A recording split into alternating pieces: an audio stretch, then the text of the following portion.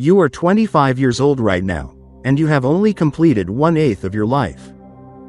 Imagine retiring at the age of 150, with another 50 years ahead to travel the world, learn a completely new profession, or simply wake up every morning without the constant worry that time is running out. It sounds like a perfect dream, doesn't it? But behind that vision lies a reality full of surprises and challenges that few people truly anticipate. Welcome to Knowlix, the place where our minds never stop being enlightened. Recently, social media has been buzzing with news that Chinese scientists have successfully developed a drug capable of extending human lifespan. Whether or not this news is true, in this video, let's analyze together the potential benefits and drawbacks of humans living much longer. Before we start imagining a world where people live to 200 years old, we need to understand a more fundamental question. Why do humans age in the first place? And why does nature show such strange differences in lifespan? Some insects live only a few days, while certain creatures can survive for hundreds of years. The answer lies deep within the very mechanisms of life itself. Every cell in our body is constantly dividing, regenerating, and repairing, but this process is far from perfect. With each division, the protective caps at the ends of our chromosomes, called telomeres, become a little shorter, much like the tips of shoelaces fraying over time. At the same time, our DNA continuously suffers damage from radiation, environmental toxins, and even the metabolic processes that produce energy inside our bodies. Over the years, these small errors accumulate, causing cells to function less efficiently, tissues to weaken, and organs to deteriorate. That is exactly what we call aging. But why do some species live much longer than others?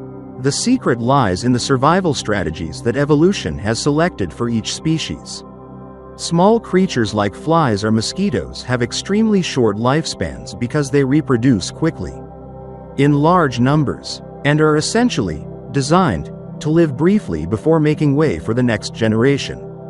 In contrast, species such as giant tortoises, Greenland whales, or even the so-called immortal jellyfish have developed superior cellular repair mechanisms, slower metabolisms, and face less survival pressure.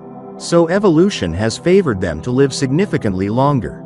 In other words, the lifespan of each species is not random but the result of millions of years of evolution optimizing how that species survives.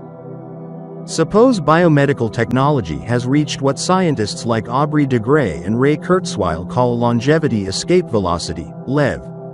This is the point where medical progress adds at least 1 year to our lifespan for every year we live, effectively pushing aging backward. Humans would not become immortal and would still age, but the aging process would slow down dramatically. Skin would still wrinkle, joints would still ache, but the brain would remain sharp, creative, and retain memory far longer. An average lifespan of 200 years would no longer be distant science fiction but could become reality within a few decades if research on cell regeneration, telomeres, and gene therapy succeeds. Yet when human life is extended to twice its current length, everything, from the individual level to family, society, and the entire planet, will change profoundly. Not everything will be good news. Let's explore these layers one by one in detail. At the personal level, individual life will be stretched longer than ever before. Life will no longer follow the familiar linear path: study, work, start a family, retire, and pass away. Instead, it will become a long, winding curve with many phases of rejuvenation and late middle age. At 30, you would still be considered genuinely young. People around you would reassure you, "You're still so young. Take your time.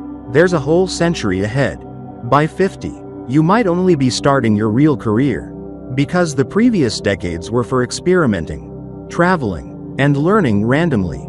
Between 80 and 100, you could finally feel settled, but you might not enter the real midlife crisis until 120 or 140.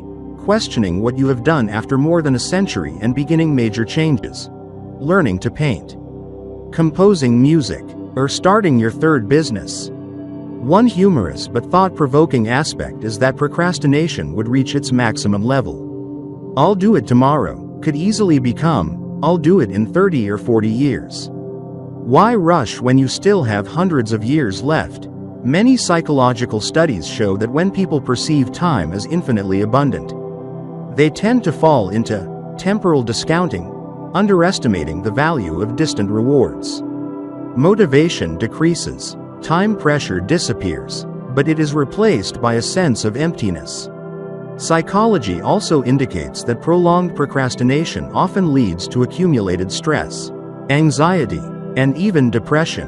In a 200-year world, many people might live in a constant state of waiting until conditions are perfect before starting a project. Waiting for inspiration before committing seriously to love. Waiting for the right time to have children. As a result, decades could slip away in vague regret. The important twist is this: living longer does not automatically make life more meaningful. The closeness of death is a powerful motivator that makes people cherish every moment, love deeply, and pursue goals with urgency. When death is pushed back to 150 or 180 years, many risk living bland, repetitive lives or falling into late existential crises. What have I actually done in the past 100 years? In love and marriage, the traditional idea of loving each other until our hair turns gray would become almost unimaginable. Getting married once and living happily together for 150 years might feel more like a life sentence than a beautiful vow. The clear trend would be time-limited marriage contracts, for example, 20, 30, or 50 years each. Over 200 years, a person could go through 3 to 5 serious marriages, interspersed with short-term relationships, long periods of being single, or other forms of relationships that society accepts more openly. Divorce would no longer be seen as a major failure but as a natural transition when two people grow in different directions after decades together. Here's a humorous element.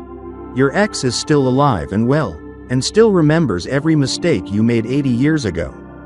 They might suddenly appear and comment on your post, "I still remember how you always forgot to turn off the bedroom light." Or worse, your shared children, now over 100 years old, might throw a birthday party for both of their former grandparents.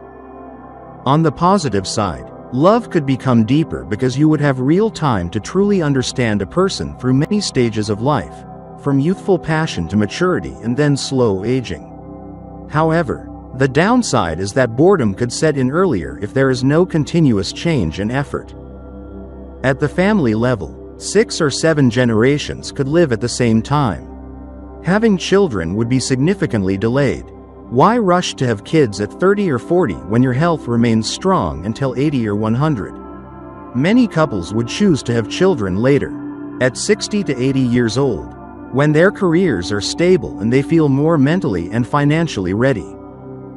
The major consequence: a single family could have 6 or 7 generations coexisting. At 120 years old, your 170-year-old mother might still video call to scold you.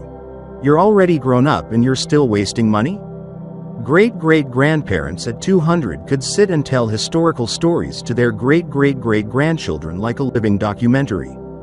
Families would become enormous, living libraries, where knowledge and experience are passed down through many layers of generations. However, value conflicts would be intense. The younger generations would want rapid change and innovation, while grandparents and parents would hold conservative views formed 100 to 150 years ago. Inheritance would become an extremely difficult issue. Since no one dies early, assets would remain stuck for decades. Children and grandchildren might have to wait until their grandparents are nearly 180 or 190 before hoping to receive houses or land. Humorously, waiting for inheritance, by the time you receive it, you're already 90 and don't have much energy left to enjoy it. At the societal level, we would see aging of power and blocked opportunities. The labor market would change dramatically. Older people would occupy leadership and high expertise positions much longer. A 140-year-old boss, still sharp and full of experience, might have no intention of retiring and could say, "I've been doing this job for 90 years. Don't try to teach me new ways." The negative result: young people under 80 or 100 would find it hard to advance, leading to high unemployment rates among the young age group.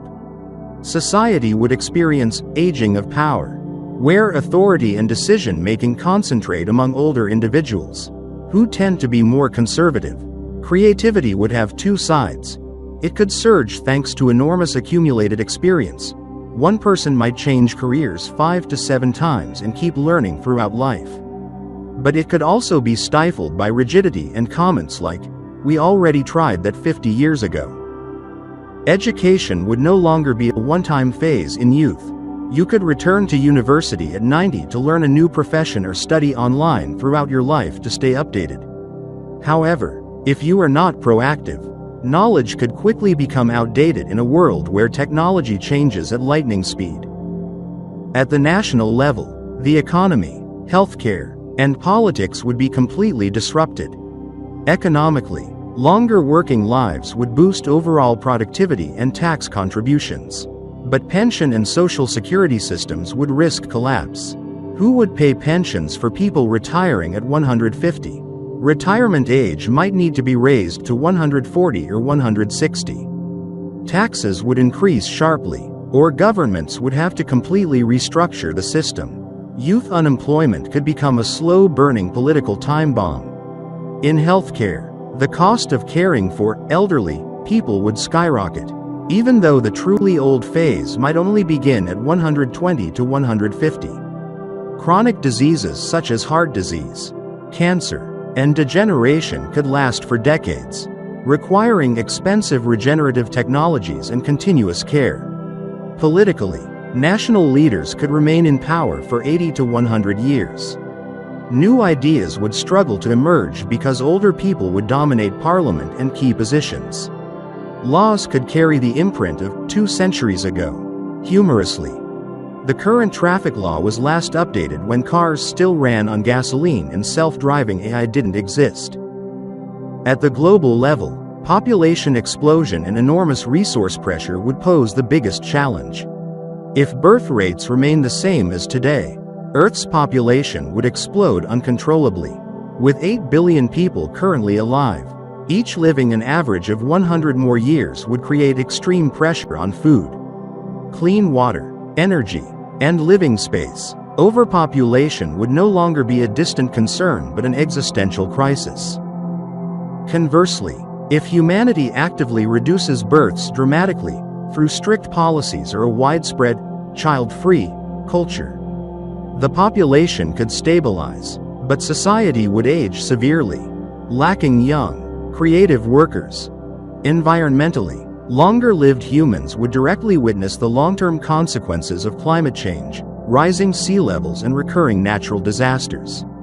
This could make them more responsible, because they would have to live with the waste and pollution they created over 150 years. Or, on the contrary, some might become more indifferent because there's still time to fix it later. At the human species level, knowledge would reach an unprecedented scale, along with deep questions about the meaning of existence. Accumulated knowledge would be immense. A 180-year-old person could truly be a living library. Having witnessed countless historical, technological, and cultural changes, creativity could explode through the combination of vast experience with AI and mind-uploading technologies. But the deepest philosophical question remains: when death is pushed far away, what will be the meaning of human existence? Will we live more deeply and pursue eternal values? Or will we live more superficially because we lose the urgent drive that death once provided? Many thinkers believe that it is precisely the finitude of life that makes it precious. Without time limits, humans easily fall into a state of aimlessness and lack of purpose. In conclusion, 200 years of lifespan is not an unconditional gift. 200 years of life would not automatically be a blessing from heaven. It could be a wonderful opportunity to learn, love, create, and help change the world, or it could simply become 200 years of procrastination, regret, and repeating old mistakes. The core issue is not how long we live, but how we live. No matter how much our lifespan extends, time will always pass, and how we use it today determines everything. So here is the question for you right now. If you had 200 years, would you truly live better and more meaningfully than you do today? The answer lies in how you are living in the present moment. Live in such a way that whether you have only 80 years or 200 years, you will have no regrets. What do you think about the possibility of living to 200? Would it be a blessing or a long-lasting burden? Feel free to share your thoughts in the comments below. If you found this video interesting, please like and share it with others. And don't forget to subscribe to the Knowlix channel for more fascinating videos ahead.